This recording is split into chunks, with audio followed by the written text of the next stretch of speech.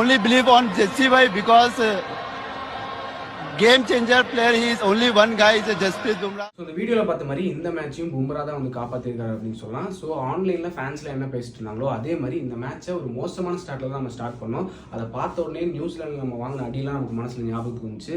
And surprisingly இந்த மேட்ச்சில் ரொம்ப யூத்ஃபுல்லான ஒரு லைனப்பை யூஸ் பண்ணியிருந்தாங்க. ஆனால் அது பெருசாக ஒர்க் அவுட் ஆகலை அப்படிங்கிறது நமக்கு இந்த மேட்ச்ல இருந்து தெரிய வருது. என்னதான் கேஎல் ராகுல் ஒரு அநியாயமாக அவுட் ஆயிருந்தாலுமே மற்றவங்க எல்லாரும் சேர்ந்து ஒரு 150 மட்டும்தான் நம்மளால ஸ்கோர் பண்ண முடிஞ்சு. சரி ஓகே, செகண்ட் ஹாஃப் போய் நம்ம ஆஸ்திரேலியா கிட்ட அடி வாங்க போகிறோம் அப்படின்னு நினைக்கும் தான் அப்போ களத்தில் குதிச்சாரு நம்ம பும்ரா. அவரும் மற்ற ஃபாஸ்ட் பவுலர்ஸும் சேர்ந்து எப்படியோ கஷ்டப்பட்டு 67-7 அப்படிங்கிற ஒரு ஸ்கோருக்கு ஆஸ்திரேலியாவை சுட்டிட்டாங்க.